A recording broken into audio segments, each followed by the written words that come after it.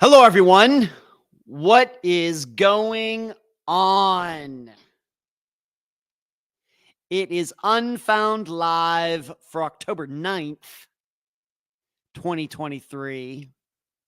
Hope everybody is doing well out there. Hope you have had a good week since we last got together last Monday, despite world events that have been happening over the last couple of days. Of course, I'm going to stay away from that because it's not really what we do here. But got a great, fantastic, spectacular, stupendous show for you tonight. Got a lot to cover. And I will do my best to try to get it in within the next 2 hours.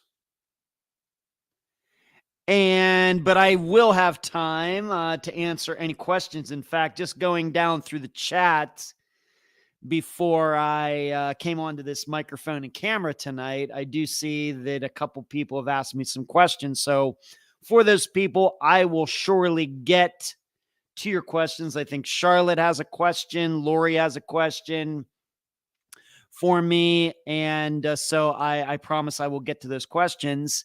In addition, anybody else who is tuning in right now live on this Monday night, I hope you will, if you feel like asking me a question, I hope you will do so. Do not be afraid to ask the host a question, whether it has to do with unfound or missing persons or anything in true crime, and especially anything outside of true crime. And as long as it's PG rated and it's not too personal, I will answer it. As you are watching tonight, please give this video a thumbs up. This live show a thumbs up, or maybe if you're watching, that's of course for YouTube people. But if you're watching on Facebook, whether on the page or in the group, please do what you can there to give this live show a nice review, if you can.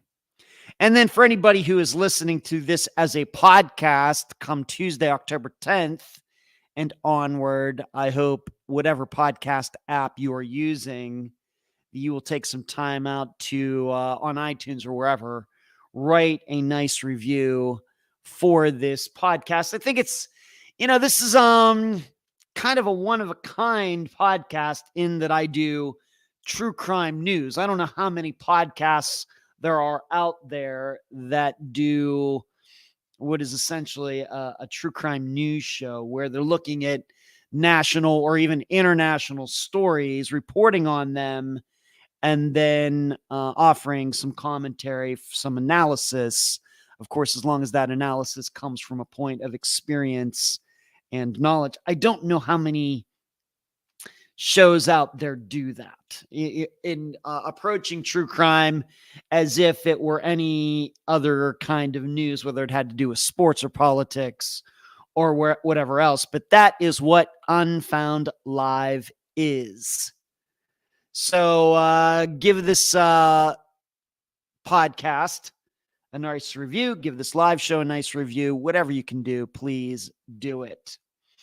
I want to get to a couple things before I get into, some of the things that have been going on with me since we last got together. I want to say, give a shout out to my little buddy Bentley, who is assistant of mine, Carrie's grandson. I haven't given him a shout out in a while. So Bentley, I know you're out there somewhere giving a shout out. I hope you're doing well out there, kid. I hope you are doing well. And then this following little laugh is for someone, you all know him, but I'm not going to mention his name because he is somewhat controversial. But he does partake in the live show, and he wrote me a message this past week saying that the way that I have this video and everything set up now, it's being that like the background is blurred and it's a little darker or whatever. It reminds him of the Genesis video for Mama. You remember Phil Collins? Very creepy tune from Genesis. I think it came out in 1983. And he said and I'm a big fan of that song. It's a spectacular tune. And he said that me being here, the way it looks, it reminds of Phil Collins in that video where it's just his face like right in the screen and everything's blacked out and everything. So I'm going to give Larry a couple laughs, a little bit of a couple Phil Collins laughs, like I promised I would. Ha ha ha. Ha ha ha. Like Phil Collins does in that song. So there you go. If you're not a Genesis fan, or you maybe don't even know who the band Genesis is, you don't even know what I'm talking about, but maybe make some time, do at least a YouTube or Spotify search for Mama, the song Mama by the group Genesis, and you will hear and see, I guess, maybe what I am talking about. So let's see who's in here, and we'll get to a few personal things. Then we'll right into the meaty MEATY part of the show. Karen, what's going on? Good to see you. Everything 2023. Good to see you. Nephew Charles, what's going on? Lori has a question for me that I'm going to come back to. Hello, Lori. How are you doing? Valerie. Lisa, good to see you. Rock on, Lisa. Charlotte, Macy, Mark. What's going on, Macy? Hello. Thank you, Ed and teamwork on the show. So, you're very welcome. That's very nice of you to say, Macy. Moving down, Charlotte also has a question for me that I'm going to get to. And Jasmine and Paula. Barbara. Deborah, what's going on? Good to see you. Facebook user. Hazel. I saw that you, I think, commented on a recent YouTube video. Thank you for that, Hazel. Kathy, there's Carrie. Hey, Carrie. There you go. I'm glad you're in here, Carrie, given that I gave a shout out to Bentley. There you go. Grant. There's some new names in here. Jose. It's Julian. It's Jay's Amaze. What's going on, Jay's? Good to see you. Julian. You remember Julian. He was a past guest on Unfound. Julian, really good to see you. I hope you're doing well. The Real from Australia, Jill. It's Jill's birthday today. If everybody wants to wish Jill a happy birthday. Charlene, I think I said last week. Charlene, one of my favorite female names, coming to us from Ireland. Thank you, Facebook user. I don't know who you are, but thank you, Facebook user, for saying how good the episode was from Friday. I thought Stephanie did a great job. What happened to Timothy guy? That's a good question. Might be Timothy. Is that you, Timothy's father, recent guest? Bentley is doing great. Glad to hear it, Carrie. And Guam, talking about Guam. Thank you for hanging in there tonight, Sheree. Thank you for moderating. No need to apologize there, Sheree. Thank you for taking the time. Elisa loves Collins and Genesis. And Phil was the drummer before the singer. That's true. Grant from the AK Valley. Love it. Yeah, I remember Grant. Yeah, Grant, it's been a while. Where you been? I remember maybe you tuned in earlier this year for the live show. It's good to see you again from the AK Valley. I always love, and if people don't know what the AK Valley is, that's the Allegheny-Kiski Valley, which is kind of to the northeast or of Pittsburgh, kind of the area where I'm from. Rockford's Giants are playing or whoever's playing the Packers, not the Giants. Is it the Giants? No, it's not the Giants. But the Packers are playing tonight. Hello, Melody. And CR, what's going on? Good to see Marcus. Good to see everybody. Good, fantastic. So I'm going to answer these questions right now so I don't forget them. But anybody else who has any questions, please ask me and I will answer them if I can. Lori asked me, Ed, did you ever have facial hair? I did. But it has been years and years and years. I actually, when I was in high school, had a mustache. Don't even get me started. Like maybe 10th grade or something. 11th grade. It wasn't all those years. It was at least, oh my. Maybe 11th grade or senior year or something like that. I did have a mustache. And then for a time when I was in college, Lori, I had kind of that goatee thing going on. So this would have been 30 years ago. And what actually happened was some guys playing around chased me down and put lines that held me down. This is horrible. And I wasn't happy about it, by the way. But these are friends of mine. But this is what guys do, I guess. They held me down and actually shaved parts of it off. And so I was then forced to shave it all off. And I've never had facial hair since. So it's been 30 years. And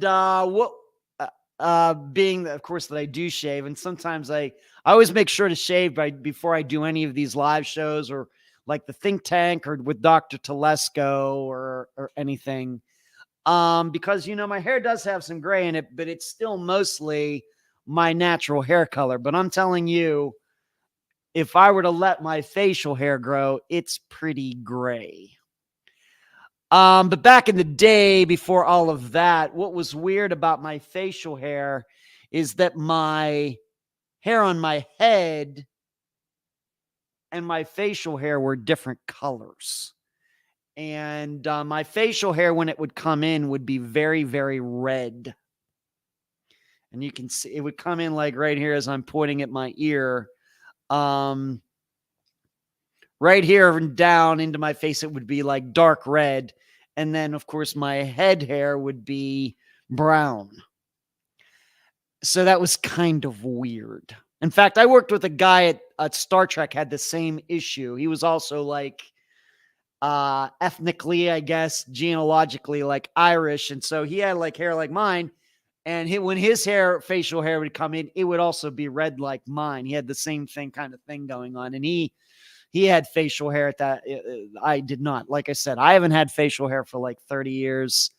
I shave quite regularly, especially before I appear on camera or I go to speak at schools or anything else. Even before I go to disc golf tournaments, I shave.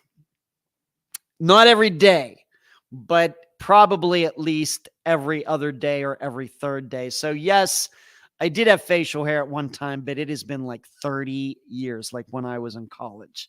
Ever since then, I shave it all off. But you should also know I've never used like an electric razor. I always do it by hand. Electric razors, at least for my facial hair, it kind of pulls it out. And who likes the feeling of that? So I just regularly use I think I use like a Mach 3 razor or whatever it is, and I do it by hand. Fantastic question, Lori. I don't think I've ever been asked that before.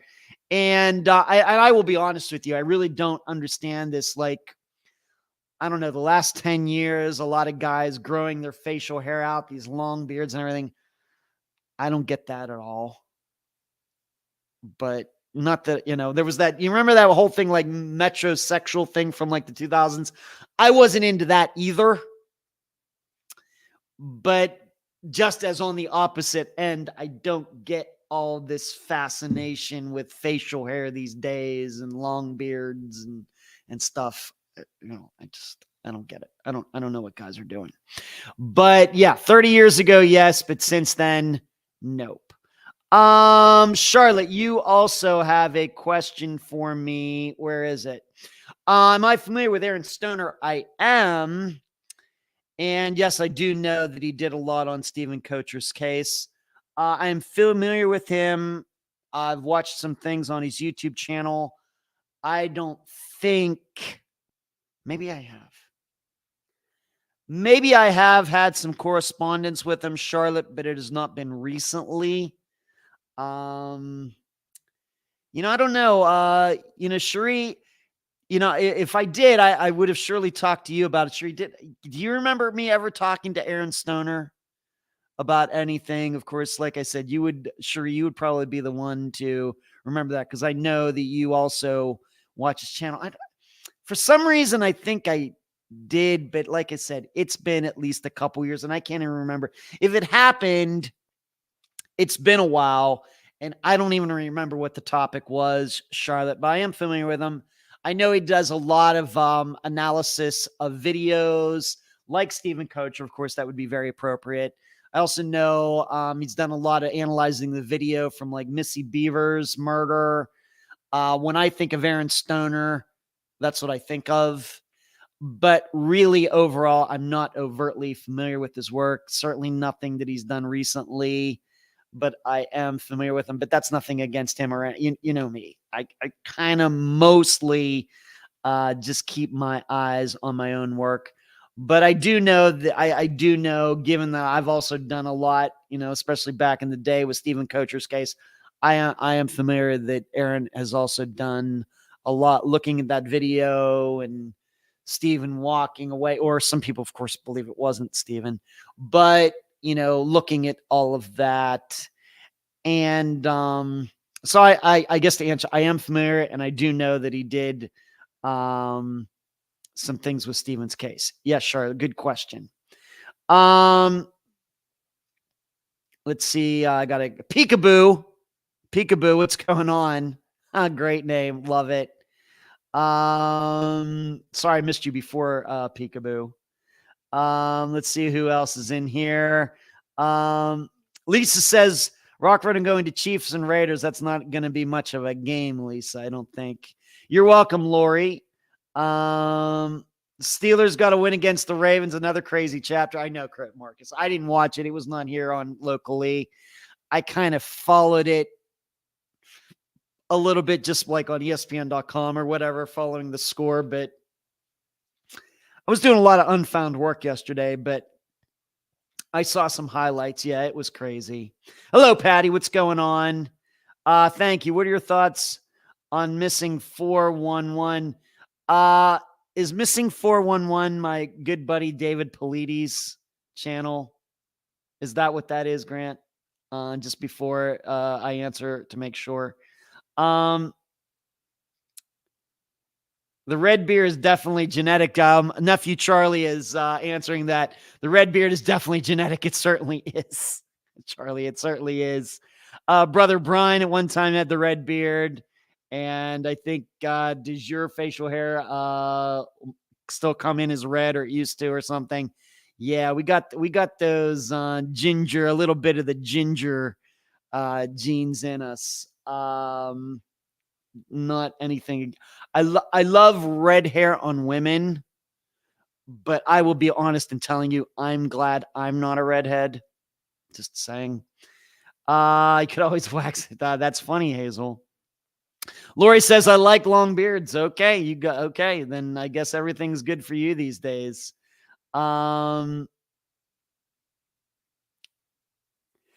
Bowling is saying Duck Dynasty played a large role. 100. Okay, thank you. In the Beer Fed, I guess that's one show I never remembered. Shri is saying that Shri says that she does believe that I had some sort of correspondence with Aaron at one time, and it did have to do with Stephen Kocher. Okay, I certainly, after the show's over tonight, I could go back and look these specifically, but I really don't remember what we talked about regarding Stephen Kocher at all. I just don't. If we talked, I don't remember what it was about. Yes, I've heard that he does Charlotte. Does thorough work San Fernando Valley. Is he from the San Fernando Valley? Interesting. Always good. Peekaboo says your hair is just like my ex-husband, except he pulls back. I've never pulled my hair back. Grant says yes, David Paulides. Grant, I'm not a big fan of David Paulides at all. Zero. On a scale of 1 to 10, 1 being I don't find his work compelling at all, and 10, it's the most compelling work ever, I would put him at a 0. There you go. Kathy's familiar with Aaron. Hello, Marty. Marty's getting in. Marty must have been at a party or something. Good to see you, Marty. Everybody's saying hello to Marty. I love a bit of the scruffy look. Peekaboo says, what? No man bun, no band buns, Hazel, either. Since my hair has grown long, it's always just hung like this. It's never been in a ponytail, never in a man bun, nothing. It's always been like this, and that's the way it will always be. Okay, now that I'm caught up with all the chat stuff, and we're already 20 minutes in, just some few things. Played some not very good disc golf. The first 5 baskets were horrible over at Taylor this past week, and then the final 13 actually were pretty good. But I did not start off well at all, and it was quite embarrassing. Last Tuesday, my brother Brian and I, Charlie's uncle, my brother, the two of us went to the Rays game. We saw them lose to the Texas Rangers, and but it was a great time. Brian and I had a fantastic time just hanging out, going down there and the stadium and everything. Of course, there weren't many people there, but that's I was thinking that was the first playoff game that I'd been to since like June or since October of 1991 when I went to see the Pirates play at Three Rivers. But Brian reminded me that he and I and some other guys had gone to a playoff game about 10 years ago when I first moved here, and he's right about that. So that's my first baseball playoff game in 10 years, and I'm not a big Rays fan. I have to admit, I really don't care who wins. But surely, had they gotten to the World Series, I would have liked to have gone and experienced that. But I guess I'll just have to wait till next year. Also, what I've been doing, I've been cleaning out this closet. I have a closet that is connected to my bathroom over in the master bedroom, which is like right over there. And I kind of took everything out of it over the past week, and it was really a mess. And so I took everything out of it, threw some things out, and rearranged everything in there. I can actually stand looking in that closet. Now, it got to the point where I couldn't even look in it. It was that bad. We've all been there. I'm sure. You got some room or something going on. It's so messy. It's just gotten totally out of control. Maybe you can think about maybe some of your children's rooms or something. You don't even look in there. This is what this closet was like. Finally took some time over the past week to take everything out of it, look over everything, throw some stuff out, put everything back in there. But I do now have to do the other same for the guest bedroom, which is over there where I used to do this show and record and everything else. That'll be my next job probably later this week. And then finally, as far as stuff going on with me, I hope everybody got their Powerball ticket tonight. It's up to almost $1.6 billion. $1.6 billion if you like it. Of course, you don't get all of that. Taxes are taken out. It depends if you go for the installments or you go for the lump sum.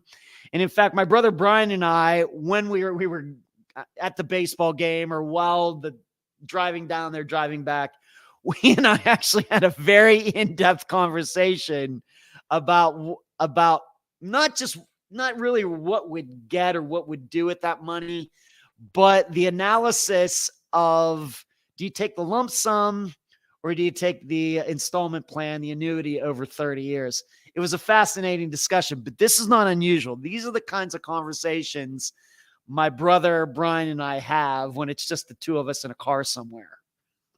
We get these very deep discussions, usually try to stay away from politics and religion, but anything else like really deep, this is what we do. Now, when I'm with my brother Michael, it's different. But with Brian, we usually get into some sort of very deep conversation like this, and it was really fascinating. He's more of an annuity guy. I'm more of a lump sum guy. So it's a pretty cool conversation. But for purposes of Unfound, if you're wondering, well, Ed, what would you do if you won? Well, there's two big things that I would do regarding Unfound and missing persons, being that this has been my life for the last 7 years, and I hope it can continue to be my life for the rest of my life, is one, I would certainly set up some sort of national convention, start some sort of national convention, a get together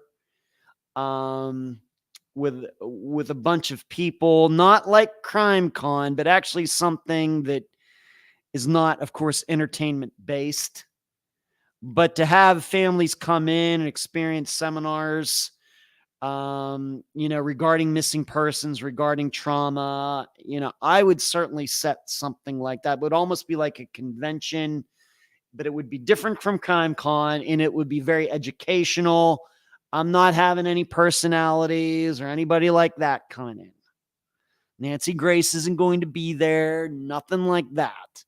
But I would come in, I would bring in these families so they could get to know each other, network, really be able to talk to each other, get to know each other, being that they've all suffered the same pain in their lives, and have some courses, some classes that they could attend, but also show them a good time. Wherever, maybe, would this be done in Orlando? Would it be done being that I'm from Las Vegas and I have contacts there?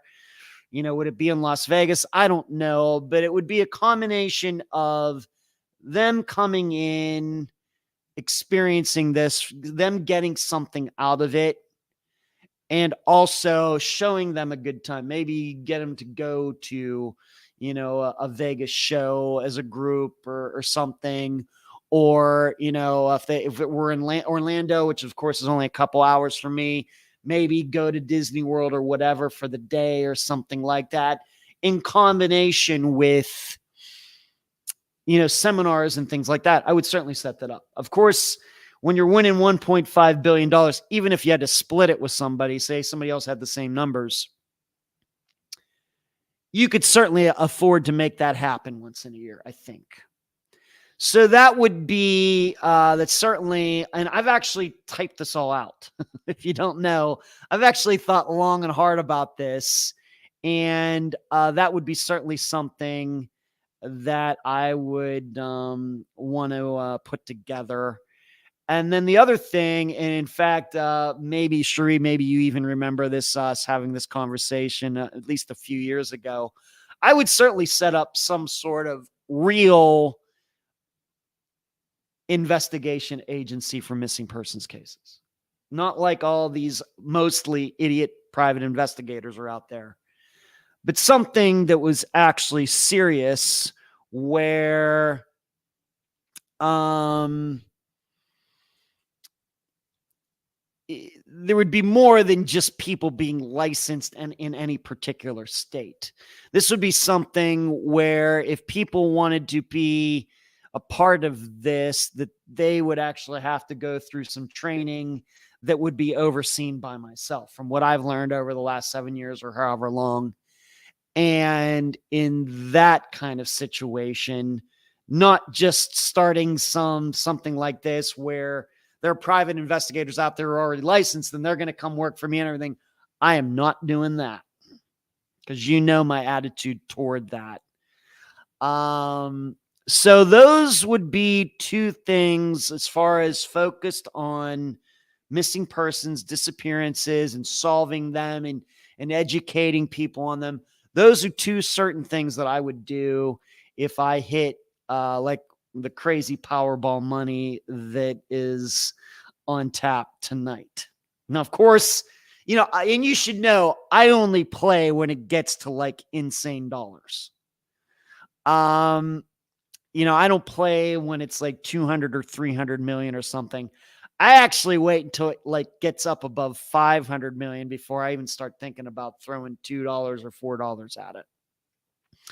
So, but sort of, I think, I know the odds are crazy, and I know, a lot of people who are financial people will say, well, this is really something that's aimed at poor people, taking money from poor people and all that. I realize that.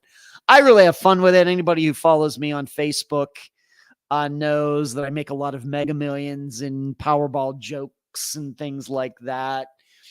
And I realize a lot of people, when it gets up to this amount, really do follow it. And so I can't help but then write about it on my personal page on Facebook. But of course, it depends. But like I said, I only play when the number gets to like insane amount of money, looking at what it would be after the taxes and everything are taken out. So I've thought about this. I think any responsible person should think about it. If you're playing, you should have a plan. And, if you're going to play, I realize everybody has the same odds. So you should have a plan. Just don't play and then, figure out, well, if I hit it, I'll just figure it out after. Don't do that. If you're going to play and, and I realize the odds of winning are very, very low, but you got to have that plan in case you win, because you won't have time. Your mind will just be racing. You'll be crazy and everything else. And you'll probably do a lot of stupid things. You need to take the time, take an hour and type something out in a word processor, Word or whatever document. Type it out and make sure you follow that plan if you win. All right. And so this is why I can talk about this, because I've actually done it, which is not unusual for me because this is just kind of how the way I am. So if you're wondering how Powerball money and Unfound would intersect, those are the ways that those two would come together should I win. So there you go. Jay says, Megan put Judy. Well, that's on the Charlie Project website. That is fantastic. Joy, and that is fantastic. Thank you for telling me. Marty says, I haven't been to playoff baseball. Hazel says, I hear you with the closet. So many clothes. Marty says, got to go with the lump sum, go all in. That's my attitude. Speaking of playoff baseball. All right. Rockford's talking about playoff baseball. Carrie, you said the Bentley is doing fantastic. Good to hear it. If I ever win a big windfall, I would give half to start an organization for families I'm missing. Good for you, Carrie. Good for you. Lisa, I've done the math on how much I would donate to Unfound if I ever win big. Well, I'm rooting for you, Lisa. I'm rooting for me. And then after rooting for me, I'm rooting for everybody else. Shree says, I do remember I'm rooting for you and me. Thank you. Yeah, everybody's talking baseball. I would love, Marty says, I would love to see your dreams come true. It sounds like it could do a lot of good. I'd hope anybody that would win money like that would be out there doing a lot of good. I would hope. I don't know if that happens. Maybe they do a lot of things anonymously, but, and that's every right for them to do it that way. I would certainly hope. Marty, I see keep winning the win for life auto for $1 or $2, but I'd win $8 off the last Powerball. Good for you, Marty. It's better than nothing. Charlotte is asking which Judy is that, and I will tell you, Charlotte, that is Judy Brown, who went missing from New York City with Richard Riesenberg. You remember he was in he had been a killer. He murdered his wife and child, and he was like in an outpatient program where he met Judy, and they ran off together. And Julian, who is Jay's Amazing here, was the guest. That was from earlier this year, Charlotte. So there you go. All right, let's get to the agenda tonight, being that we're now a half hour into this, although I have talked about some true crime stuff regarding Unfound and everything else. I want to start here. If you're watching this, you're probably looking at the what I have posted here, what do they call this? As the, I forget what these things are called. Oh my gosh, the overlay. You're probably wondering, what are you talking about with this overlay? What is this code? Well, I'm going to tell you about it right now. From now until noon on Friday Eastern time, I've talked about, it's kind of the new and improved how to podcast better than anyone. I've told you about this teachable course that I have put together. The course itself is about 5 hours. There's 16 different levels or different lessons, and they total about 5 hours total. And also, though, I have created a coaching course where I make myself available to anybody who really, it's meant for somebody who already has a podcast, who's doing it, maybe is a little stumped or maybe become a little complacent, maybe their download numbers or whatever are going in the wrong direction. Maybe they're getting frustrated or whatever else. It's really who the coaching class is for. But I suppose if it's somebody who is just starting out for the first time, I suppose we can make that work as well. So these are both on how to podcast better than anyone.teachable.com/courses. Once again, I typed this actually up right at the top of the chat tonight. If you'd like to go up to the top of the chat and view it. It's how to podcast better than anyone.teachable.com/courses. Well, from now till Friday, so not quite, what is that? 1, 2, 3, not quite 4 days from now. So Friday, October, we have a Friday the 13th coming up, by the way. October 13th at noon Eastern time. From now until then, if you go to how to podcast better than anyone.teachable.com/courses, and whether you pick the coaching session where you get to talk to me for an hour, or if you just choose to take the class on your own, which is about 5 hours, if you use the code that is on the screen right now, it is capital U, capital L, capital O, capital C, capital T. So ULOCT. So that's Unfound Live October. Capital U, capital L, capital O, capital C, capital T, 92023. If you use that code when you go and purchase either one of those, either the class or the coaching session, you will get 50% off by using that code. So you can go to, once again, how to podcast better than anyone.teachable.com/courses. You will see either you can click on the coaching session or the course. So if you coach on the coaching session, you buy it. When you go to check out, you put that code where it says to put the code. It will knock 50% off the price. On the other hand, if you choose to take the course, once again, when you buy it, you're checking out, you use that code ULOCT92023, you will get 50% off the course, which is 5 hours, and it starts from scratch on how to start your own podcast, once again, from scratch, where I go through everything. Along the way, I tell you a lot of funny stories about things that I ran into, all of the mistakes that I've made. So once again, how to podcast better than anyone.teachable.com/courses.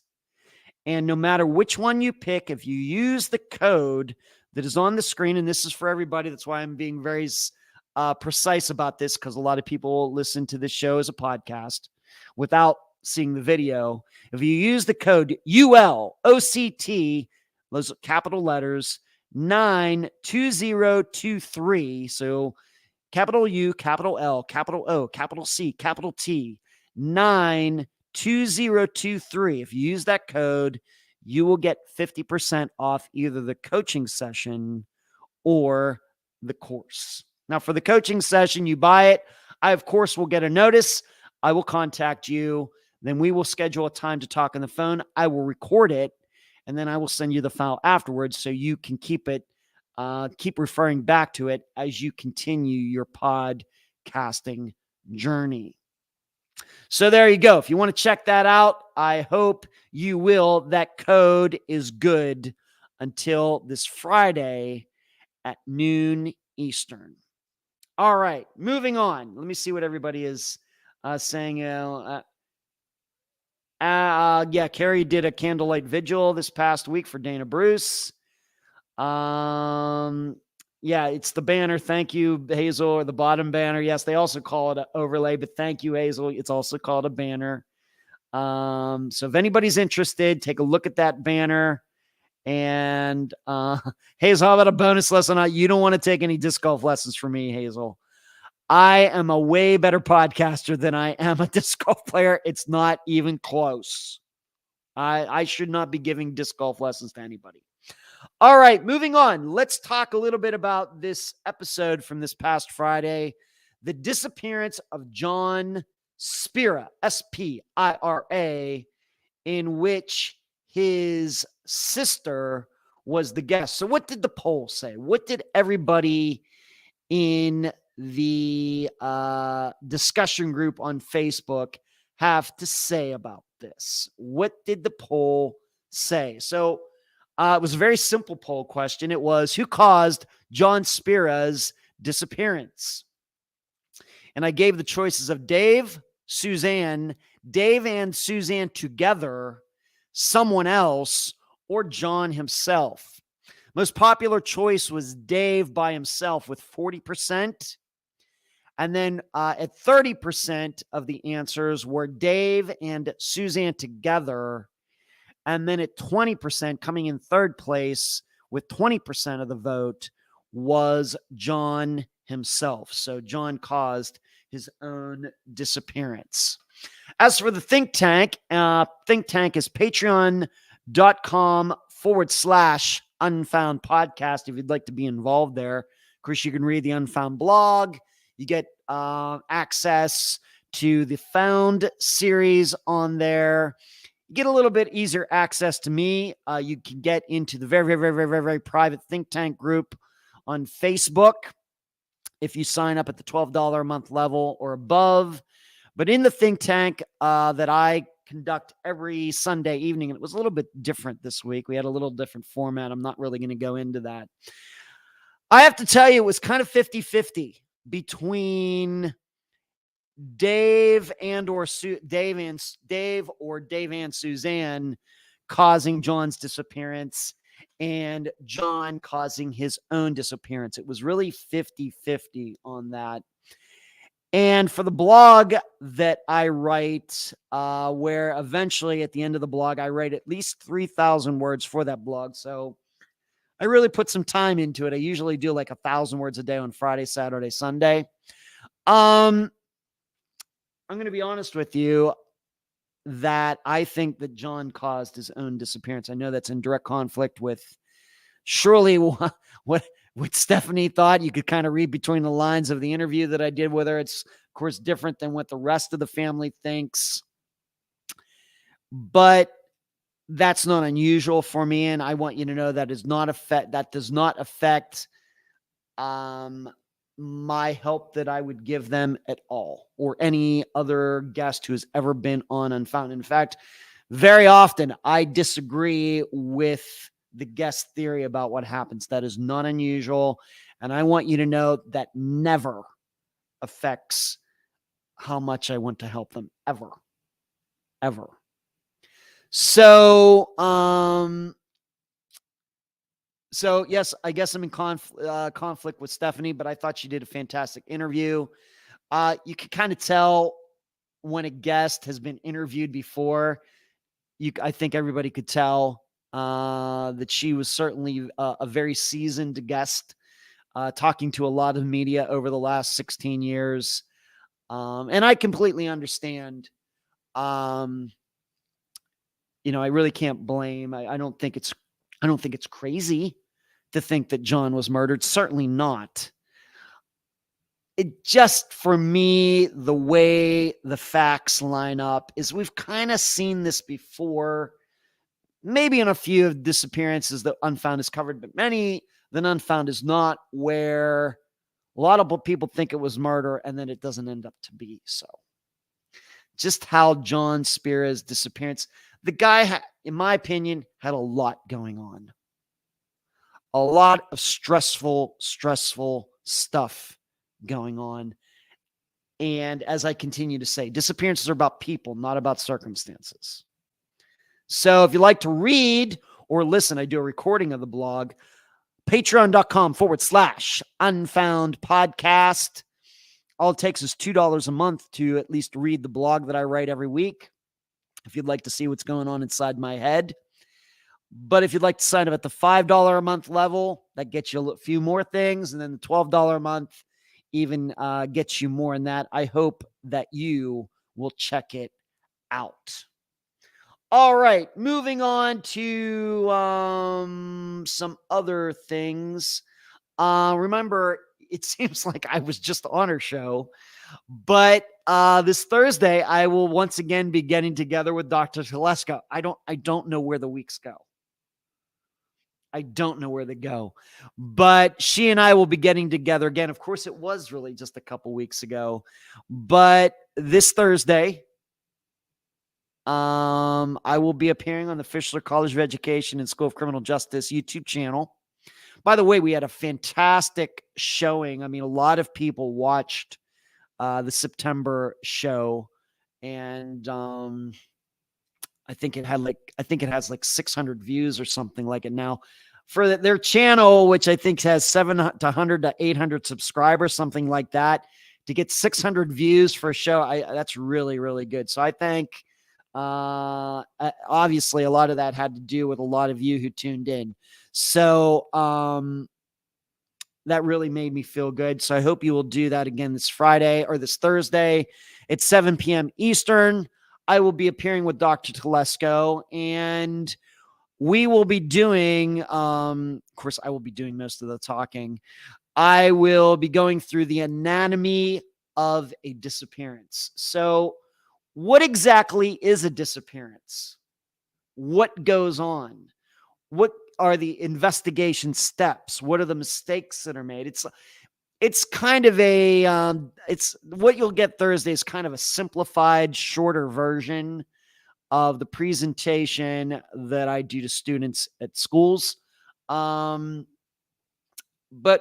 what I'm going to do on Thursday is I'm going to put myself at the center of this discussion and looking at it as if what would happen if I were to go missing. All right. So, and I'm setting it up by saying, okay, I'm supposed to do Dr. Telesko's show on Thursday, but I don't click on the Zoom link at 6:45 on Thursday evening. I don't show up for the show. I don't text her. I don't call her, which of course would be very unusual, to let her know that I wasn't going to show up. She tries to contact me. I don't show up. And maybe even come Friday, the episode doesn't come out because I haven't set it up for it to be released at 2 p.m. Eastern. How would that all develop? What would be the steps that people would go through to the point that somebody would eventually file a missing persons report on me? And so we're going to look at how disappearances are reported on and investigated by using the example of me going missing. This should be very interesting. I already have it written out. I've already gone through it. It's already done. The outline's already done. I'm already prepared for Thursday because that's just how I am. So that's what we're going to be doing on Thursday evening. Of course, in the process of that, I'll be talking about the mistakes that get made. Why do police not take these as seriously? And if we have time, I will then eventually get into some disappearances that have been solved and why they got solved, how they got solved. So I hope you will tune in on Thursday evening. Please take time out of your busy schedule to do that. You should know every time I do a show with Dr. Telesco that I can't go to trivia on Thursday. They just happen to be on the same day. And so I always miss trivia when I have to do Dr. Telesco show. Of course, I get to do trivia all the other Thursdays and everything, but it is weird that they are on the same day. And by the way, my trivia team is absolutely kicking butt. We won again this last Thursday, and we completely destroyed the rest of the teams. There's like almost 30 teams there at trivia, and we just completely destroyed them. And there were only 4 of us in our team on Thursday night. It's really crazy. So Thursday, once again, 7 p.m. Eastern, please tune in on YouTube. Fischler College of Education, School of Criminal Justice channel. Myself and Dr. Telesco. Marty says, I may have to check out the course. Please do, Marty. Everything says that she believes John was murdered at his office by his partner. That's a very popular idea. Marty says that he believes John is responsible for his own disappearance. Rockford says, it was a freewheeling think tank yesterday. Always enjoy it. I tried to switch it up. We're going to probably do that again sometime in the future, Rockford. Just depends on the disappearance. And I really don't have a time to explain it to everybody else. But if you want to know what Rockford and I and Marty and some of these other people are talking about, you should be in the think tank. Patreon.com/Unfound Podcast. Yeah, we missed you, Marty. Lisa, Ed, why do you think someone was taking down the billboards about John's disappearance? Any idea on who did that? Lisa, this came up. In fact, I think it was Rockford himself, who was also in the chat tonight, who asked me this. You have to remember something, Lisa. Signs, flyers, posters getting ripped down is common. Not unusual at all. Not unusual. It's so common that I would say it happens over 50% of the time in disappearances. Now, granted, a lot of families don't get to the point where they're printing out huge banners or buying billboards or anything like that. But you have to remember that going back to like Nico Lisi's disappearance, that was like 5 years ago that episode came out. You go back and listen to it. His mother talked about she was out there putting flyers up in the Franklin, Tennessee area. And as soon as she would put them up, they were getting ripped down, even though Nico wasn't even from that area. Remember, he was from New York. And does everybody remember how the signs got torn down for Tom Brown's disappearance as well? And what did we find out? The person who did that surely had nothing to do with Tom's disappearance. In fact, it was somebody who nobody would have even suspected. But when the guy was caught, he was some like old guy. And the reason he tore him down is because he thought it made Canadian Texas look bad. Go back and check it. You can Google it. I talked about it when it happened. Not unusual. And then even when we look at Jody Huisentruit's disappearance, the people who run findjody.com raised money to put a billboard up in Mason City, Iowa, and it got vandalized. This is common. So it really now, the fire, this is something that I would need to know a little bit more about arson statistics in that area. But signs getting stolen, flyers getting stolen, ripped down, and everything else, not unusual. So remember that. This is one of those things that, to me, the common person overreacts to it. Why? Because the common person who really doesn't follow this stuff thinks, oh my gosh, that is so wild. That is so rare. That never happens. Actually, it happens all the time. Now, why does it happen? Well, we found out in Tom Brown's case, some people just don't like those things being up. And I will tell you my insight into it. Rarely do I ever think that the suspect is going around ripping the signs down. You have to remember, a lot of these signs that are put up, they don't get permission to do so. They might be getting in the way of local laws regarding, signs and things. A lot of municipalities have laws like that really the public doesn't even know about. And police or road workers or everything, they're instructed. You see something like this, doesn't matter what it is, you rip it down. Doesn't matter. A lot of store owners are going along, stapling signs to like telephone poles out in front of a business.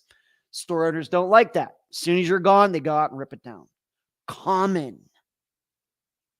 So that's my insight on it. So would John likely be still alive? That's not what I believe, Hazel, but Lisa, you are very generous. Thank you for the contribution tonight. Marty thinks that Dave tore the signs down. Hello, Iman Jones. What's going on? Very interesting topic. Hello, everybody. I'll be listening. There's a book about a true crime podcaster that goes missing. Haven't read it. Is there?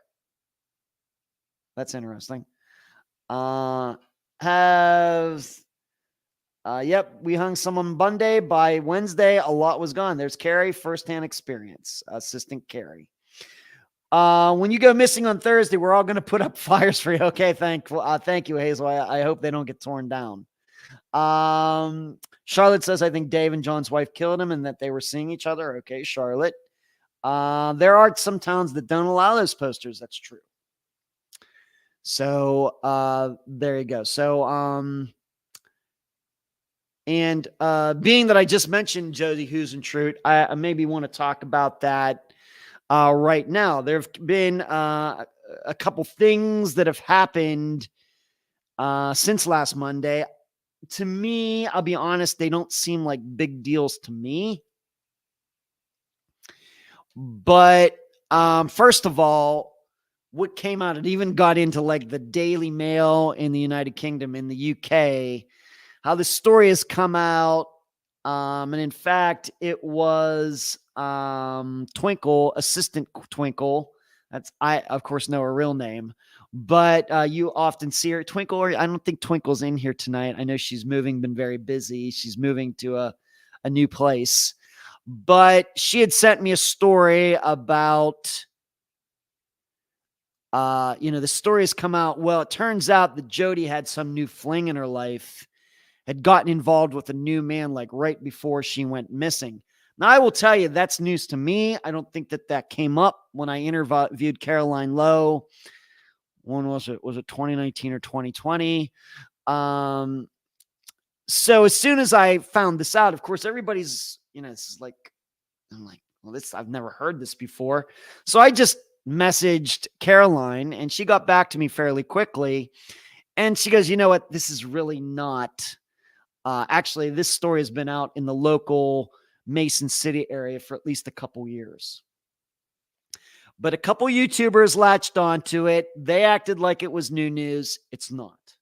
And in fact, if you read the articles, and it was the Steve Dodge guy who's a private investigator, you know how I feel about them, private investigators in general.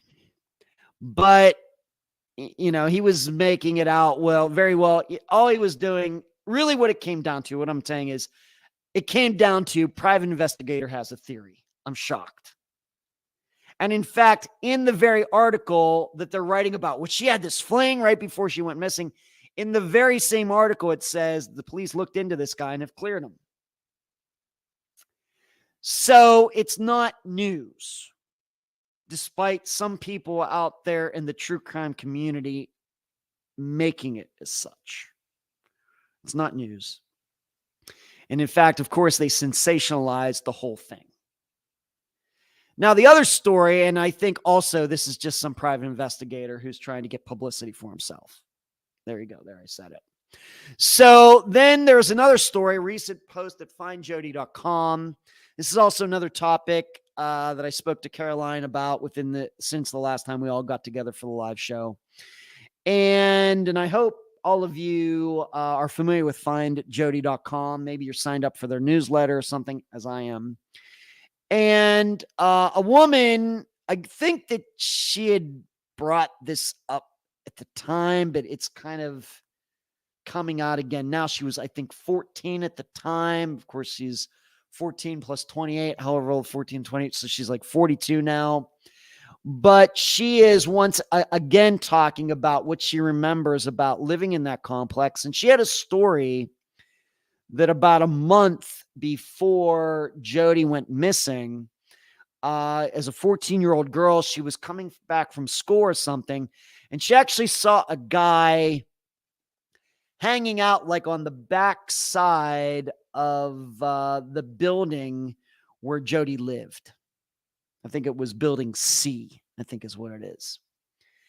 And she had never seen him before. She felt it was a little suspicious, being that he kind of was standing, hanging out in an area and people usually didn't hang out in that apartment complex. She did not recognize him. And she was on her way home. She lived in the complex. And the guy, the way she described it, tried to engage with her. I don't know if he was, I think she certainly believed that this guy was trying to abduct her. And so he was trying to get her attention. He was saying, "Hey, little girl, hey, come here." And she ended up running the other way. And I guess he chased her. I don't know if he was into a full run or whatever, but he was trying to get her attention. And she made it to her apartment, got inside, locked the door, like watched through the window to see if he came by. He didn't come by. But this is something that happened in that complex just a month before Jody went missing. The girl, the woman now, as a 42-year-old, states that she did not remember seeing this guy before. She does not remember seeing this guy after that day, but she did think it was weird. And she admits that when Jody went missing, she did think back to that guy. Could he have had something, being that he was standing like behind the very building where Jody was living at the time? Most importantly, he does not fit the description of anybody who, has been a suspect over the years, from John Van Cise or anybody else. So that is interesting. I have to tell you, and I told this to Caroline. Now, you should know, Caroline, I would say that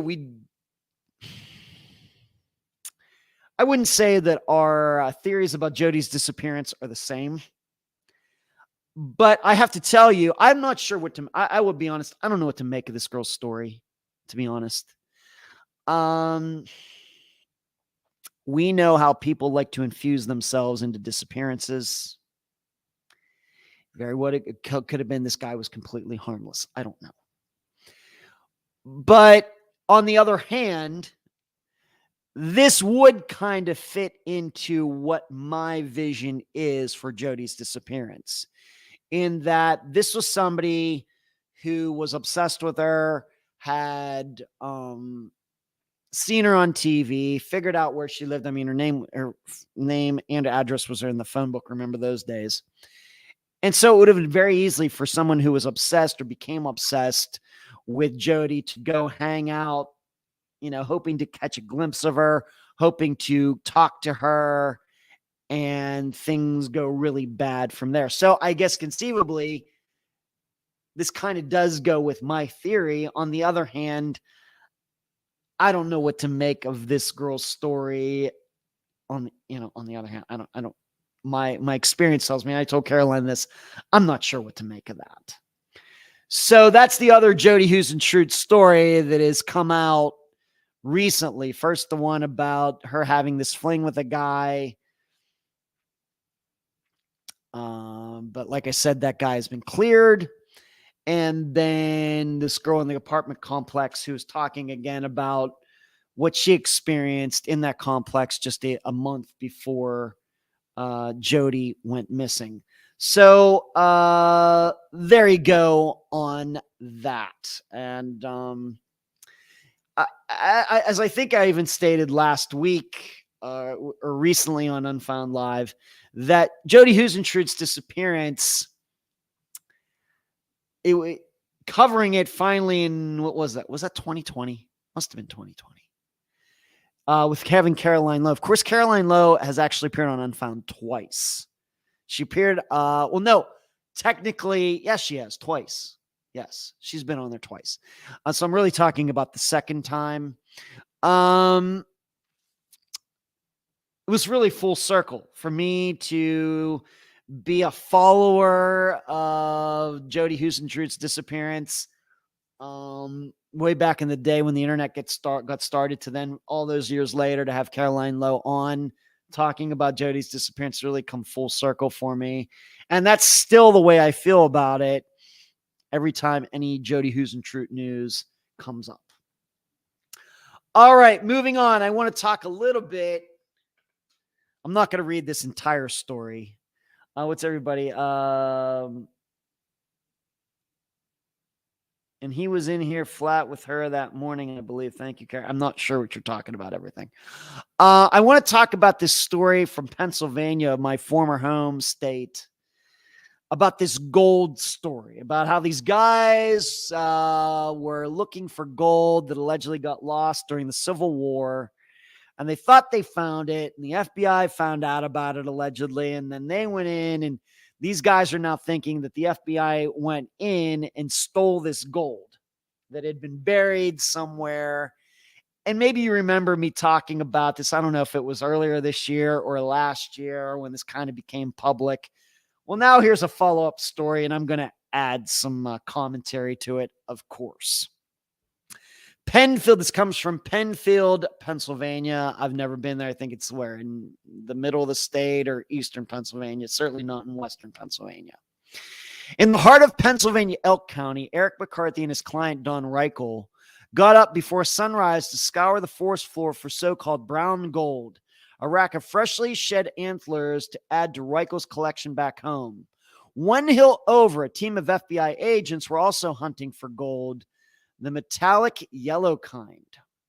The FBI's highly unusual search for buried Civil War-era treasure more than 5 years ago set in motion a dispute over what, if anything, the agency unearthed, and an ongoing legal battle over key records. There's so much intrigue that even a federal judge felt compelled to note in a ruling last week, the FBI may have found the gold or maybe not. Now, two witnesses have come forward to share with the Associated Press what they heard and saw in the woods that late winter morning, raising questions about the FBI's timeline and adding plot twists to a saga that blends elements of legend, fact, and science, and a heavy dose of government secrecy. The FBI insists nothing came of the March 2018 excavation in Dents Run, a remote wooded valley about 110 miles northeast of Pittsburgh. Never been there. So that's getting like toward like the center of the state, northeast. I mean, we're getting near State College where Penn State is. But a treasure hunter who led FBI agents to the hillside where an 1863 gold shipment might have been buried is challenging the government's denials. How could the dig have come up empty, he asked, when the FBI's own scans showed the likelihood of a buried metal mass equaling hundreds of millions of dollars in gold? McCarthy, a 45-year-old elk guide, had never met treasure hunter Dennis Parada, but he watched from afar as Parada took the FBI to court and told his story in the media. McCarthy recently decided to share his own story because he thought Parada, who spent years looking for the gold before approaching the FBI with his findings, had been treated unfairly. I just felt like I needed to say what I saw. You know, I have no ties to anybody here. It just felt like they were wronged. In an interview at a remote hunting camp about 25 miles from Dents Run, McCarthy recalls hearing the unexpected clang of heavy equipment as he worked his way up the mountain in near darkness, a dusting of snow on the ground from a recent squall. Later that day, while breaking for lunch, McCarthy and Reichel watched a trio of armored trucks rumble past. One of the vehicles rode low as if it was carrying a full load. They took something out of Dents Run, McCarthy insists now, something heavy. I will have you know that I think this is all crap. Probably. Yeah, I think most of you know me by now. There is no way that you could tell by looking at an armored truck whether there was anything in it or not. And what I would ask, why would just one of the vehicles, if one of them was so loaded down, why did they not spread the gold? Why didn't they not spread it out over all three trucks? Why did they put it all in one truck to the point that that one was riding so low? The back end was riding so low to the ground. You tell me. Now, see, I would say this was actually a plot point in a movie. Do you remember what movie it was? It was the updated version of The Italian Job with Mark Wahlberg and who else was in it? Edward Norton was the bad guy in it. I think Jason Statham was also in it, and that female Australian actress. What is her name? She played Eileen Wuornos, the serial killer. Somebody I'm sure will come up with that name. She was in it. In that movie, they used that plot point that they knew which one of the armored trucks was holding the gold or whatever Edward Norton was doing. They could analyze which one of the ones was low by scientifically looking at it, and they knew that was the one that had what they were looking for in it that they were going to rip off. This is from a movie. And that Italian Job, I think, came out like 20 years ago. CR says the armor, Charlize Theron. Thank you, Hazel. Charlize Theron was in that movie. And Donald Sutherland actually was in it at the beginning. CR says the armored truck that is riding low is the decoy. It very well could be, Sarah, but who would even think that anybody was checking that? And would be, this is it just feels a little too tricky to me. This sounds like movie plot points and not real life. I mean, does the FBI really think that somebody's going to, create some heist or something, when nobody even knows what they're doing out there? It seems improbable. It's certainly conceivable, but it's just almost impossible. So, and plus we have to remember the guys are coming, this is 5 years ago. These guys are just coming forward recently. And could it be maybe these elk hunters maybe think that there's something in it for them? Could it just be that if there is gold in there and they come to this Parada's defense, if it does turn out that there is gold, that these guys think, well, maybe this guy Parada will reward us for defending him and backing up his story and everything. Hey, you know how I feel about human nature. I'm a complete cynic. So, reached by phone, Reichel McCarthy's 73-year-old shed hunting client corroborated his account of hearing early morning clatter and seeing a loaded truck on March 14th. Their recollections echo earlier statements from residents who told the AP of hearing backhoe and jackhammer overnight and seeing a convoy of FBI vehicles, including armored trucks. This is something that I brought up the first time I talked about this story. Does the FBI just have backhoe operators and jackhammer operators just waiting to be dialed up to say, hey, we got gold up in these mountains? Here's what I think I know. There are no backhoe operators or jackhammer operators getting checks from the FBI. Now, I'm not saying the FBI sometimes don't need a backhoe operator or jackhammer operator or somebody like that.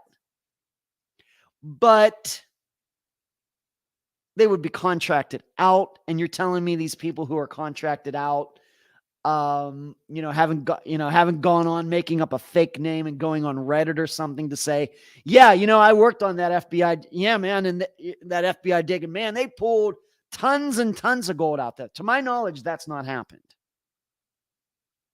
See, this is how I think about things. Even if they, we have to remember that an FBI agent has gone on a different career path than somebody who is working a jackhammer. Jackhammer operators make great money. Very happy for them. But I wouldn't say that they're two peas in a pod. And even if the jackhammer people and the backhoe people signed non-disclosure agreements, how far is that really going to go? Really? So this is one more reason that I doubt that anything was really found. Parada, we have to remember, Parada is a cone-over treasure hunting outfit, finders keepers. Views the eyewitness accounts as important because they could bolster one of his main contentions that the FBI conducted a secret overnight dig for the gold and spirited it away. The FBI's warrant to excavate the site limited work from 6 a.m. to 10 p.m. each day. The agency strenuously denies it dug after hours, saying FBI police merely conducted nighttime ATV patrols to secure the site. No gold or other items of evidence were located or collected. The FBI continues to unequivocally reject any claims of speculation to the contrary. Here's something else that I think is going on here. Once again, not to get into politics too much, but the FBI over the past so many years has gotten a lot of criticism for maybe not being as objective as some people would like. And I can't help but think that might be playing a role in all of this as well. And there's something else that occurs to me regarding all of this. We have to think about, okay, so in 1863, this gold, quote unquote, got lost. Are we really saying that no Union soldiers after the war was over, they couldn't remember where they put this gold? Really? It just sat there from 1863 until these guys found it in 2018.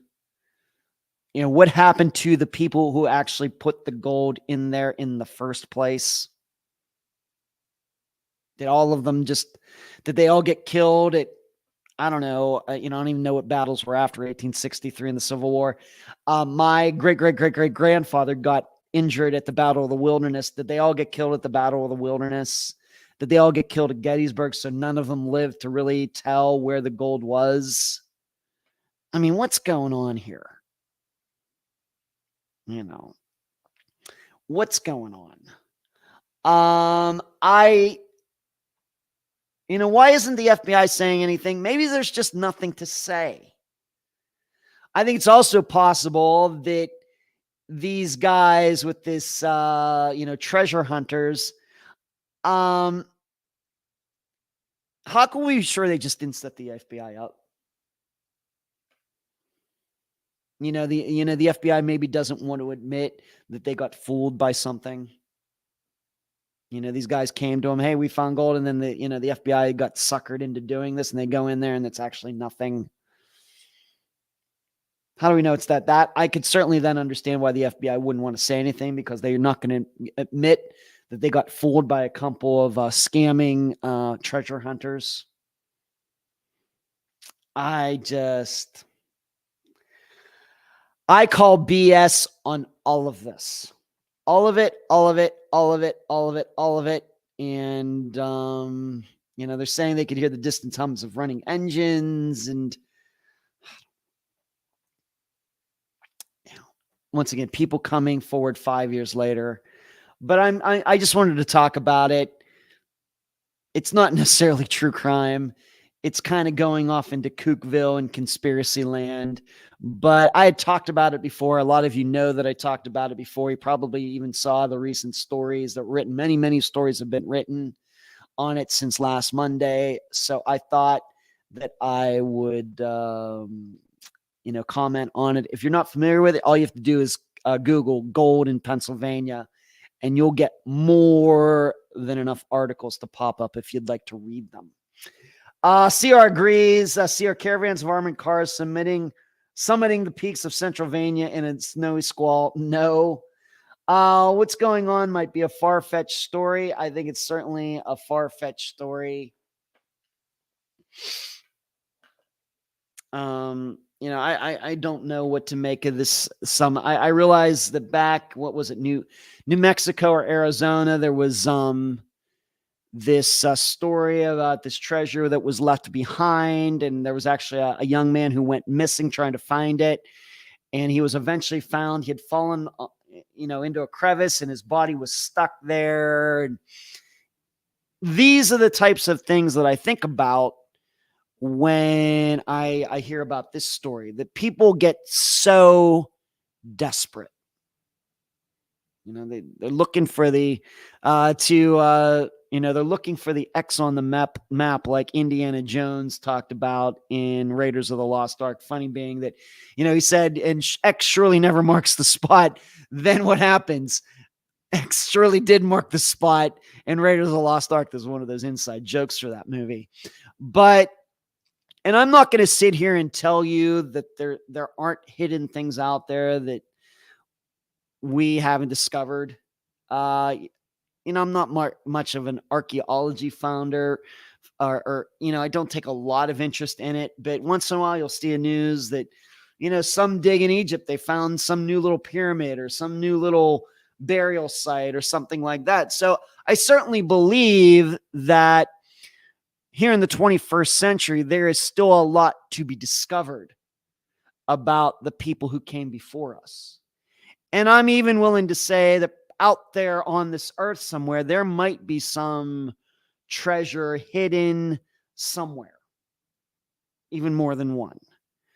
But there's enough going on in this story about alleged gold in Pennsylvania to think that this is all nothing but a bunch of crap. I think. So there's that story. It's a very long story. I'm not gonna read out the rest of it. You get the gist of it. But if you are interested, I would certainly urge you to check it out. And if you'd like to email me at unfoundpodcast@gmail.com or message me on Facebook or some way, contact me one way or the other, you can kind of let me in on what you think. Moving on, I want to talk about Adnen Syed, of course, the main topic from the first year of Serial. I want to remind everybody, I have yet to this point I've never listened to an episode of Serial. I think I'm the only true crime podcast host in the world who's never listened to an episode of that. Probably, I'm pretty sure about that. But he's back in the news, and I want to read a little bit about it. Adnen Syed, who was released from prison in 2022 after spending 23 years behind bars following the death of his ex-girlfriend, actually murder of his ex-girlfriend, was back in a Maryland court this past Thursday, according to the AP. Syed, whose case gained massive attention following the hit true crime podcast Serial, was released in September 2022 after a Baltimore Circuit Judge Melissa Finn vacated his first-degree murder conviction in connection with the death of 18-year-old Heyman Lee. Following his release, young Lee, the brother and legal representative of the victim, said in an appeal that it wasn't given enough notice to appear at the hearing that vacated the conviction. In March of this year, 2023, the Appellate Court of Maryland cited young Lee's concerns and reasserted Syed's conviction and issued a new hearing, the AP reported at the time. In the interim, Syed was not forced to go back to prison. At Thursday's hearing at the Maryland Supreme Court, this is just this past Thursday, judges considered issues such as whether Syed's murder conviction should be reinstated. They will also consider in what capacity Maryland crime victims can participate in cases of vacating a conviction.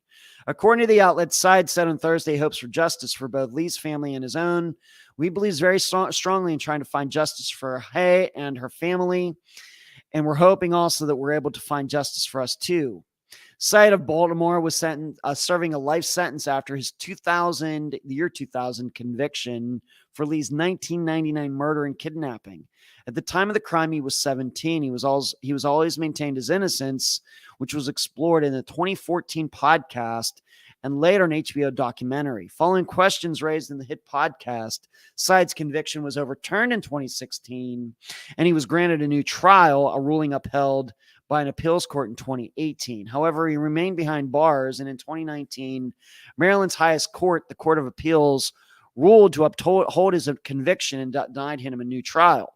The case received a new life when prosecutors agreed in March 2022 to conduct new DNA tests on evidence used to convict him, eventually leading to his release in September of that year. All of you, most of you probably are, being that I'm going to guess a lot of you listened to the Serial podcast when it came out way back in 2014. Of course, that was 2 years before Unfound ever started. And I don't know if any of you maybe have gone back and re-listened to it. I have no idea, but I do know a lot of you have taken an interest in it. I know, and a lot of you know more about all of this than I do. But I will tell you what I think I've said before, the times that the topic of him and her murder has come up. And this may be the third time in Unfound Live's existence. This show got started about 6 years ago now. It's probably the third or fourth time that I've talked about what happened here. I have to tell you, the way I've looked at it, I do believe that he killed her. I certainly believe that Adnen, Syed, killed her because she had rejected him. And there's really not even that much of a doubt in my mind about it.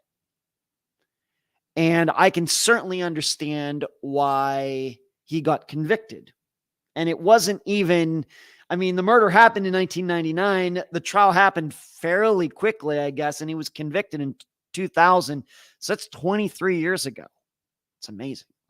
And then he was in jail for a long time, and now he's out, and he's kind of in,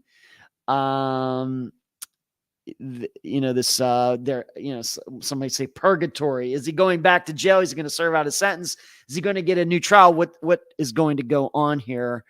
But between just reading the Wikipedia page on all of this and then reading, I think that I've watched a couple YouTube videos about it, and I've read a little bit about what was going on back at the time. But like I said, never listened to the podcast. If any of you are wondering what I think about this, my opinion is that he murdered her.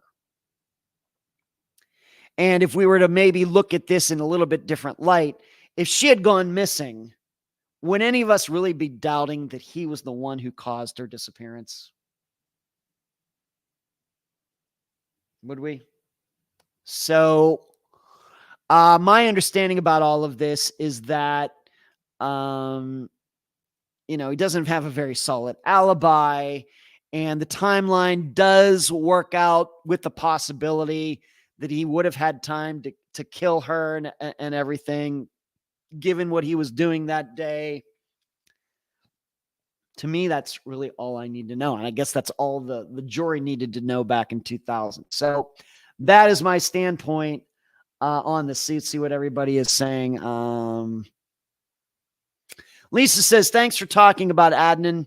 It's a heartbreaking case I followed closely for a while, but missed recent updates. Hazel, I believe Adnen is innocent. Haven't heard podcast, but did watch documentary on case and read up about it. Okay, Hazel. Charlotte, I've never watched Serial, and I do believe he killed her. Rockford, Crime Weekly did a marathon series on the case that exposed some of Serial's errors. Rockford agrees with me. Thank you, Rockford. The evidence against him is overwhelming. And Rockford, you sound like you know more about it than I do. You did the marathon series and everything else. So if you, we've talked enough about cases to know when you say something's overwhelming, I know it's true. Paula, I think his friend Jay killed her, or was at least accomplice, Mala. Okay. Agreed, Rockford. I believe that girl classmate lied for him about being in the library. Right. I remember that part of it. Jays, I think he probably killed her, but I don't think they had enough to convict him beyond a reasonable doubt. So now we're like in Steve Pankey world. People thinking that he killed him, but killed Janelle Matthews, but I'm not sure the prosecution necessarily ruled out a lot of other people. Okay, Julian, fine. Lisa, Bob Ross Serial Dynasty was great. Now his podcast is called Truth and Justice. I vaguely know who that is. Jasmine admits that she goes back and forth. I guess what you're saying is sometimes you think Adnen did it, and then something happens and you start thinking about it a different way and you change your mind. I can't, given how it seems the public is split on this, I can't say that it's not unusual, Jasmine. Rockford, there can be no doubt that Adrian did it, but there can be no doubt. There can be doubt that Adrian did it, but there can be no doubt that Jay was involved. None. Okay. Thank you for that, Rockford. So we'll see what happens here. What I think I know about the judicial system is judges in appellate courts usually don't like to change jury verdicts. I think there's a lot of reasons for that.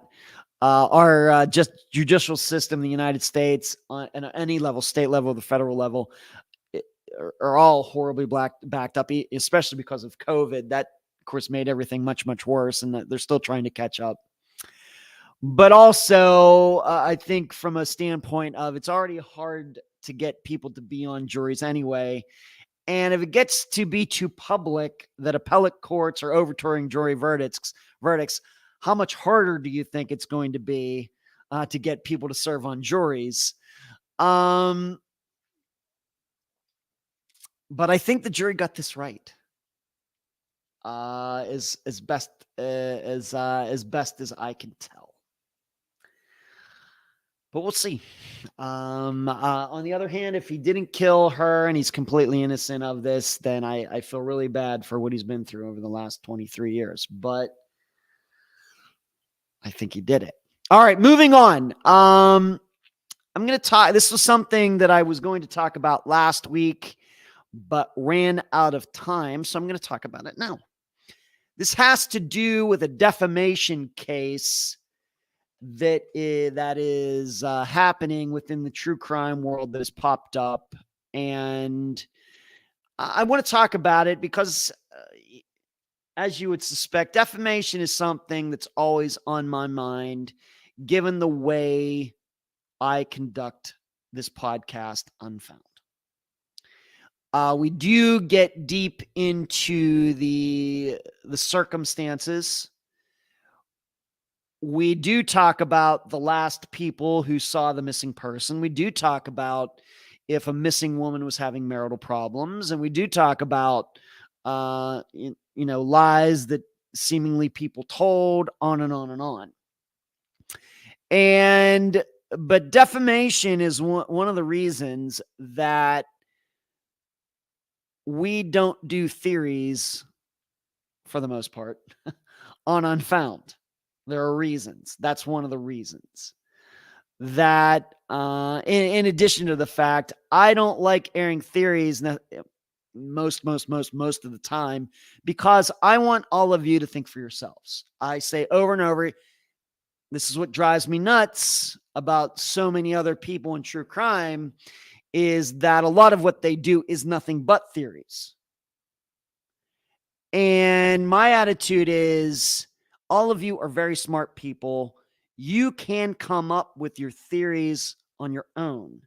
The reason you're coming to Unfound is because you want to hear facts that have not been aired before.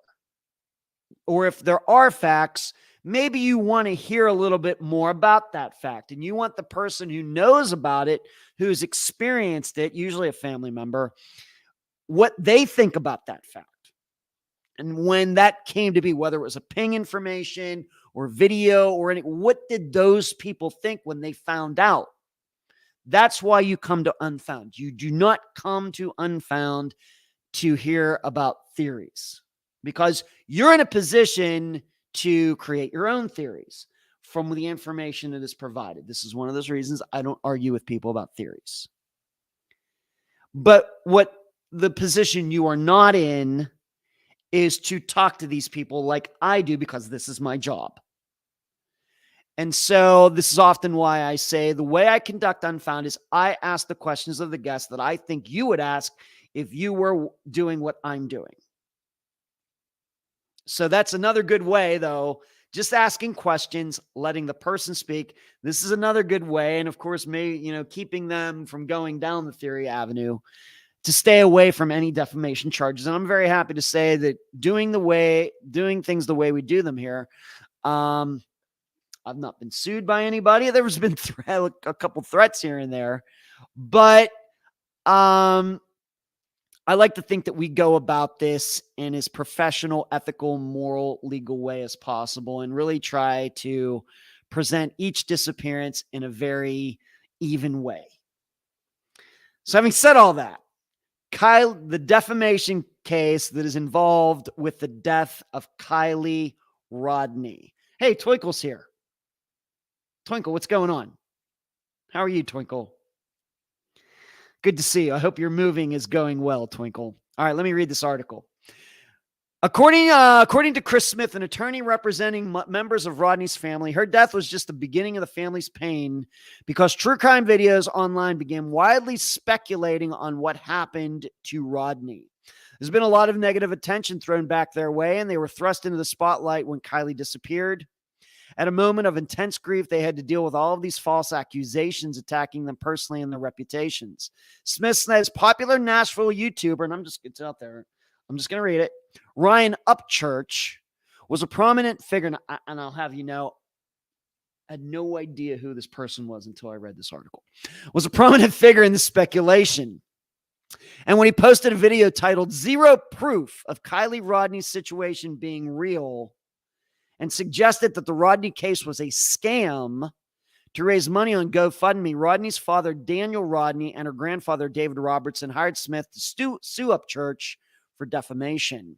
The federal suit was filed against Upchurch on July 28, 2023 in the Nashville Division for the Middle District of Tennessee and claims Rodney's father and grandfather suffered damage to their reputations, financial loss, and emotional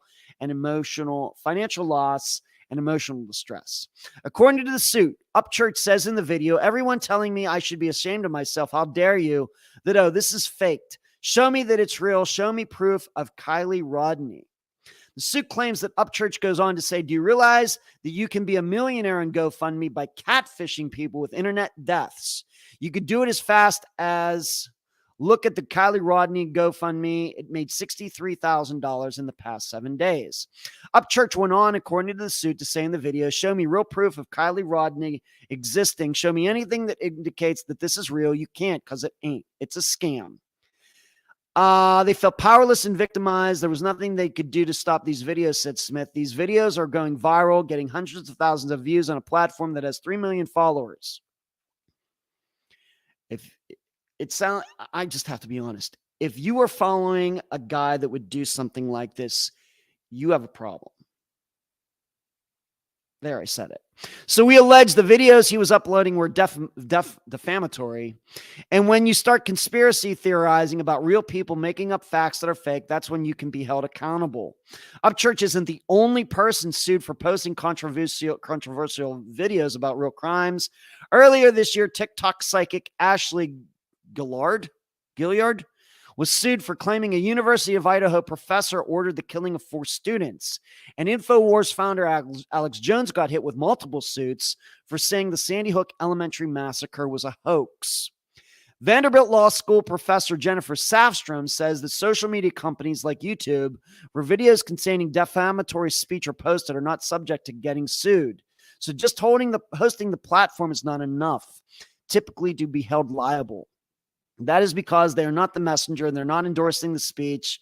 They are just a conduit. This is a big deal in social media, by the way, these days, between Twitter or X, TikTok, Facebook.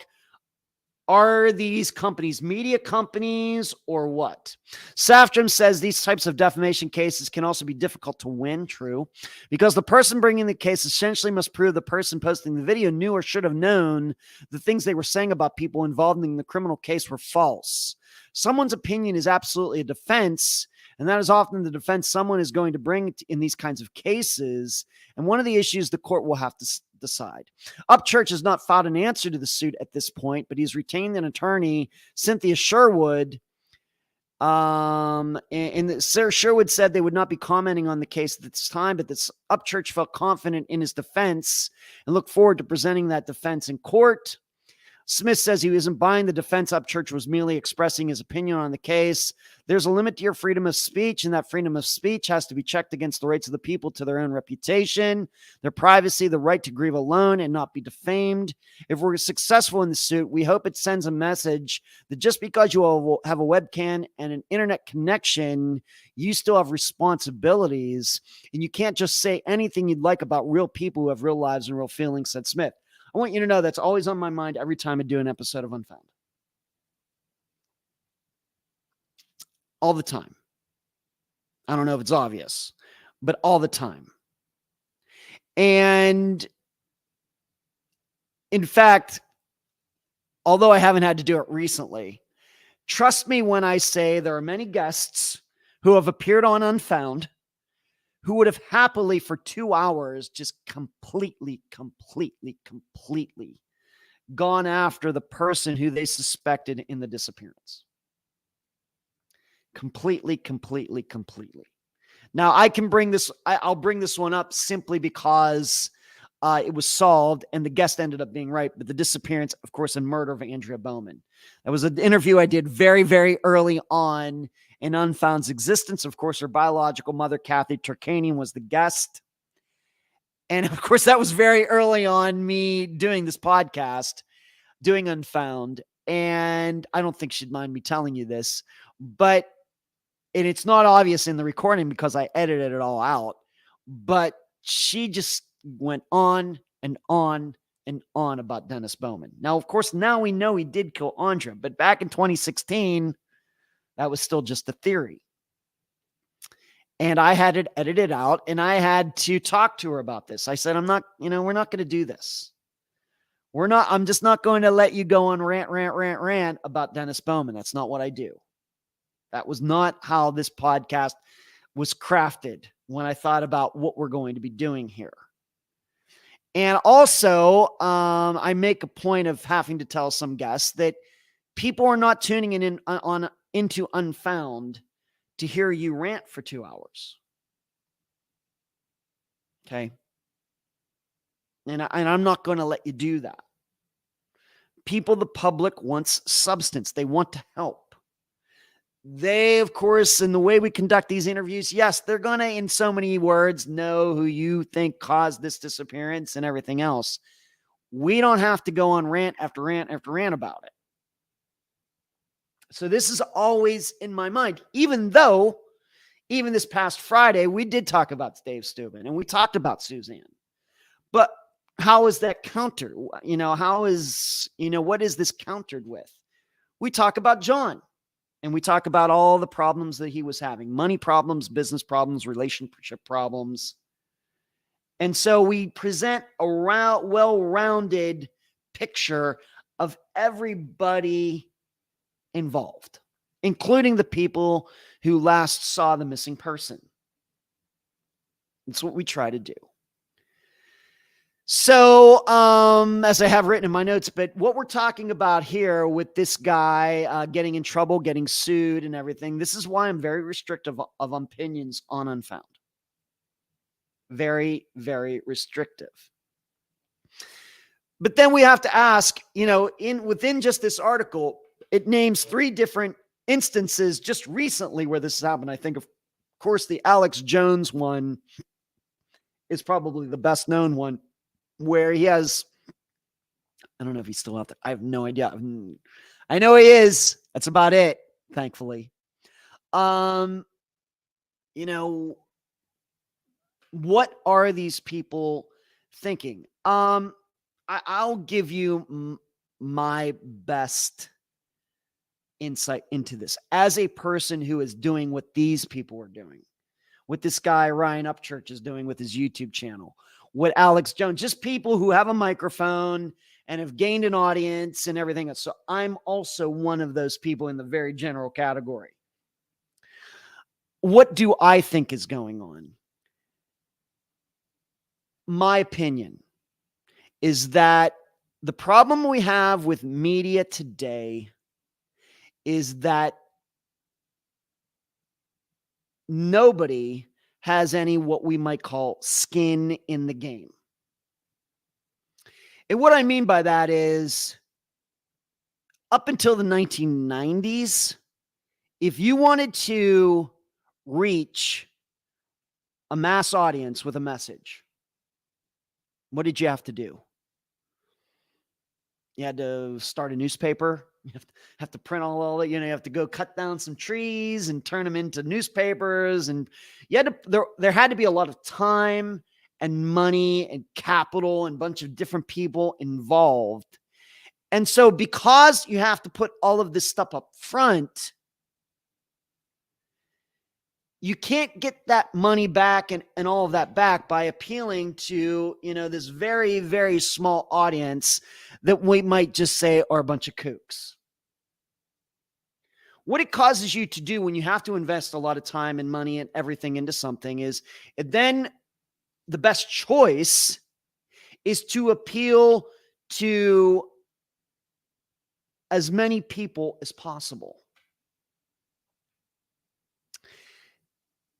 The problem we have today, and I want you to know, I realize this as a person who does this, that really when it comes to doing this podcast, Unfound, or doing Unfound Live and having the YouTube channel, I don't have a ton of money invested in all this. Obviously not. You can get a YouTube channel for free. Now, there are podcast hosting fees and you have to get some equipment and everything, but that is so much less than it would have been even 40 years ago if I wanted to reach as many people as I now do with my podcast. You have to remember, Unfound gets over 1 million downloads a year. And then you add in all the views and everything on YouTube. Are there more popular true crime shows and podcasts out there? Yes. But for a very niche kind of podcast where we only do disappearances, that's pretty good. But if I wanted to reach 1 million people, or how many of those, I don't know exactly, but let's say that I wanted to reach 30,000 people a week 40 years ago, do you know how much money I would have to have done to do that? Hundreds of thousands of dollars. The problem we have now is that too many people who should not have a microphone have one. And I realize I'm in the United States. I believe in freedom of speech. But when it comes to the dispensing of information and being in a position of, of what we might say authority, unfortunately, anybody can do that now. And this is also one of those things where I realize this. And this is also one of the reasons that in conducting Unfound, I try to conduct it the way it would be done if I had hundreds of thousands of dollars invested in doing it. Whereas when you really don't have a lot of money or anything, you got nothing to lose. This Ryan Upchurch person has nothing to lose acting like, now I may have to lose in a defamation case, but the reason these people do this is that nobody would sink thousands and thousands and thousands of dollars into trying to communicate to tens of thousands of people. And then the first news item is how the Kylie Rodney family is ripping people off and making these allegations with no proof. But this is why it happens, because it costs nothing to get attention these days. There is no downside unless you get taken to to the court for defamation. This is a huge problem in media these days. Huge problem. I look at it the same way. I was around 20 some years ago when digital filmmaking suddenly became a thing. There was the transfer from like VHS and beta to the first, what we call the 3-chip digital cameras, like the XL1 from Canon and some others. And I can remember back at the time I was in, around with a lot of filmmakers, independent filmmakers in Las Vegas. And they're thinking, oh man, this is so going to democratize filmmaking. Now you won't have to put all this money into buying film and these big cameras and renting cameras, 35 millimeter cameras, and getting the film developed and everything else. And I said, no. That's not what's going to happen. It's not going to democratize filmmaking. There are just going to be more bad movies. Because when people don't have to put as much money into the movies, then they don't care about how many people see it.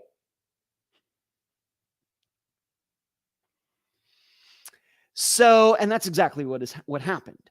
There weren't more great movies that came out because of digital filmmaking. It was just, it didn't democratize filmmaking at all. It just made more bad movies. And this is kind of how I feel. Now, were there some movies that came out that got attention, like at the Sundance Film Festival and everything else? But what I would say is that those filmmakers would have been good no matter what medium they're using, whether it was 35 millimeter, 16 millimeter, 8 millimeter, digital, VHS, beta, whatever. There's more to filmmaking than what camera you're using. It's the same when it comes to media and having a microphone.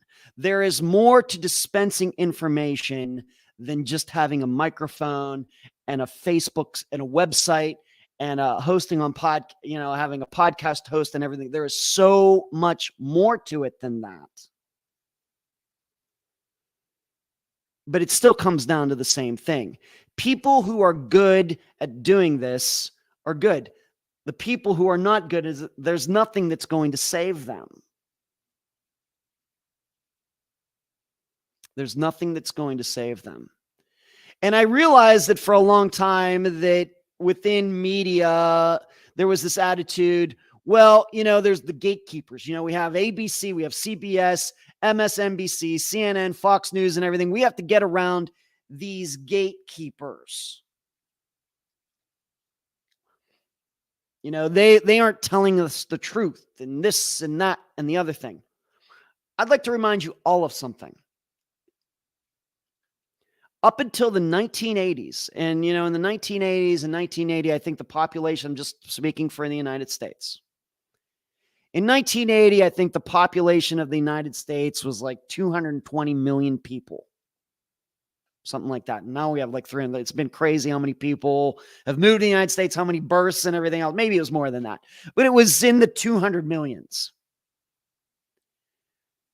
But for the most of the 20th century, from the first time the TV and the radio started up until the 1980s is when CNN got started. Early 80s is when CNN got started. From like the 1920s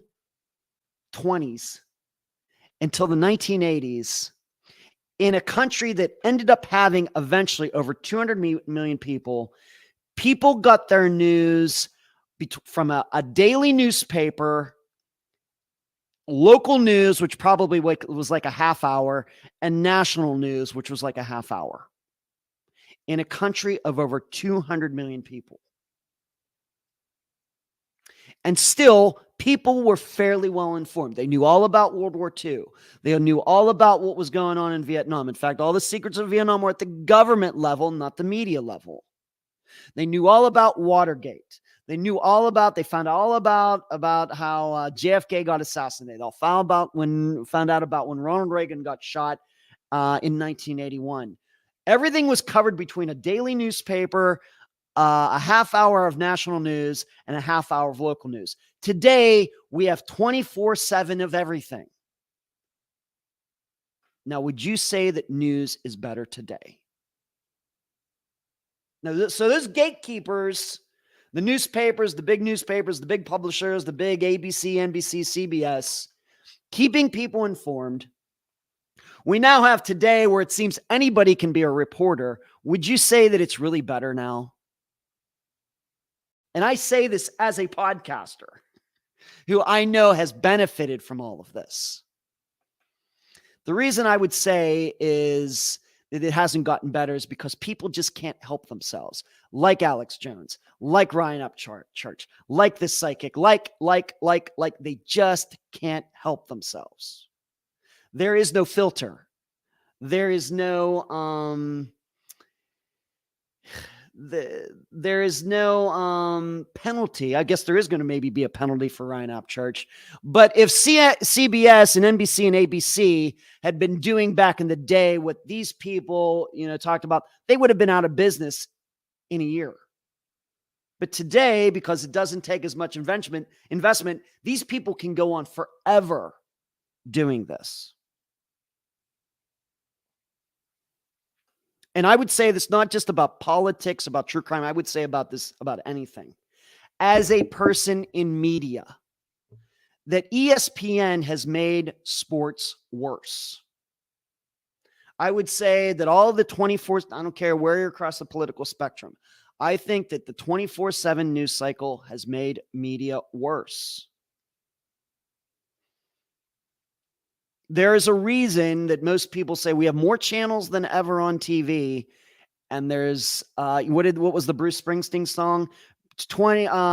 52 channels and nothing's on. There's a reason. Whereas back in the day, there was ABC, NBC, CBS. I guess Fox came in the 1980s.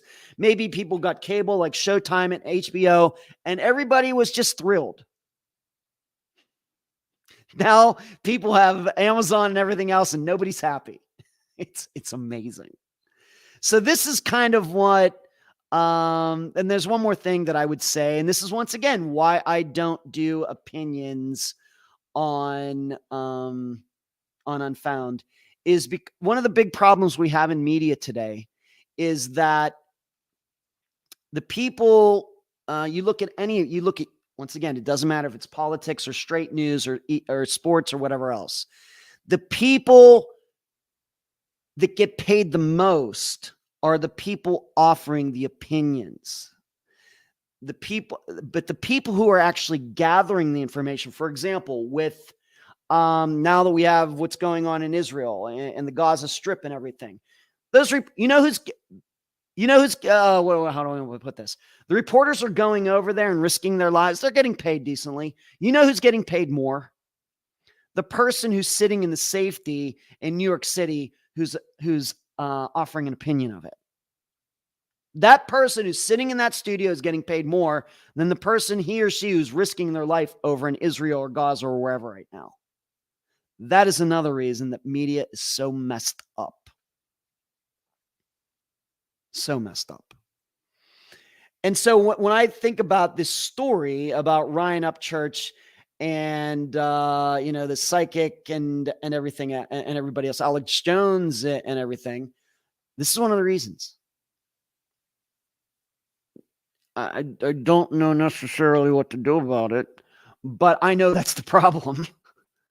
So I've been wanting to talk about this for a while. This article gave me an opportunity to go off on this rant for like 20 minutes. And the other thing about this is that, once again, because people with, of course, mental issues, people with addictions, people with all sorts of problems can come to a microphone anywhere and say anything.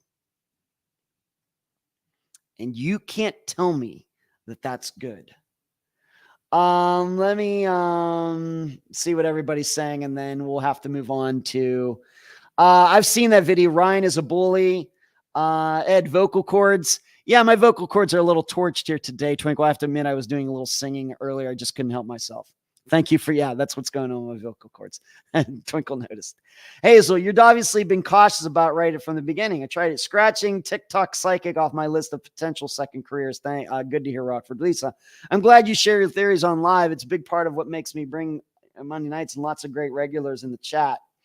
We know that you can always trust and believe you. Thank you, Charlotte. Brian, Ed, you do a great job of keeping it real using the facts. Thank you. Brian, what are the guidelines in media distribution? Doesn't seem, what needs to happen, in my opinion, Brian, is that YouTube and all these places, Facebook, TikTok, and everywhere else, they have to be seen as publishers.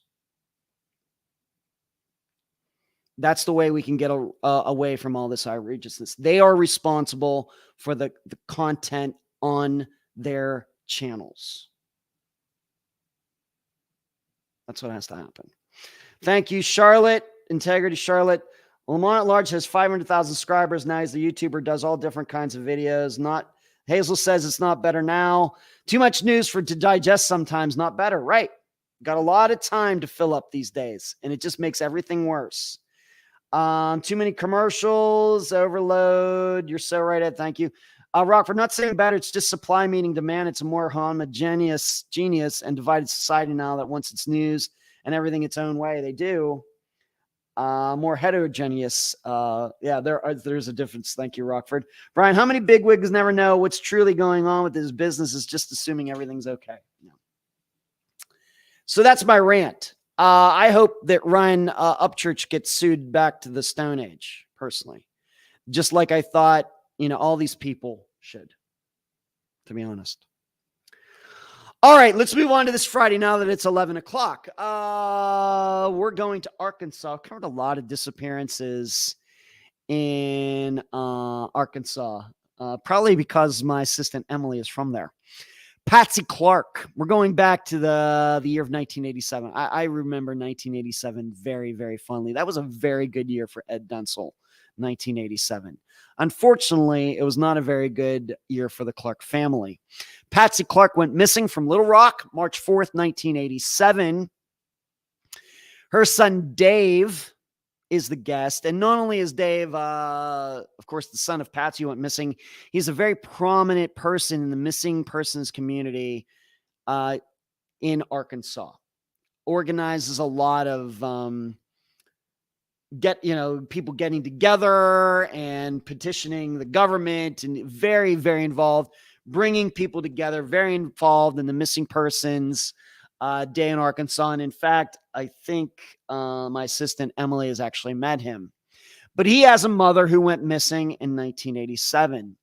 And what is going to come out eventually in this interview, kind of later on in the interview, is something that I've talked about, but you are going to hear about it for the first time. And that is when there's only one person in a family who gives a dang, and how everybody else wants it to go away. I kind of really stay away from that usually, because you would not realize how many guest family members, they're the only one in the family who gives a dang. But we don't get into that in public conversations because that just causes problems for the person. It's really just going to cause issues, and it's really not about the disappearance anyway. Whereas Dave was more than happy to talk about that, I think, just because in this position that he's in, how he has made this his life's work, being that his mother went missing.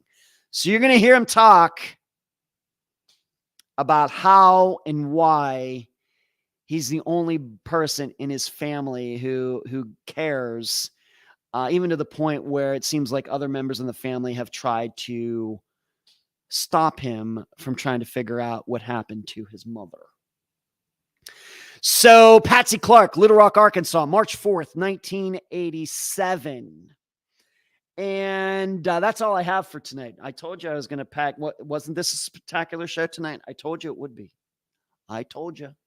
So remember, do not forget the code. They're right there on the screen. ULOCT 92023. Sign up to get half off at howtopodcastbetterthananyone.teachable.com/courses. I'd love to help you with your podcast, set up your podcast, try to fix any problems with your podcast. I think I can really help you. Would love the opportunity to do that. CR, thank you. Thank you for saying so. Good night, Hazel. See you, Brian. Lisa, thank you, Lisa, very much. Nice words. Charlie, good to see you. Thank you for always making time on a Monday night. Say hi to the kids for me. And Jasmine, right. Everybody have a good week. Keep your heads on swivels out there, especially given recent world events, everybody. Keep your heads on swivels. Don't be a victim. Good night.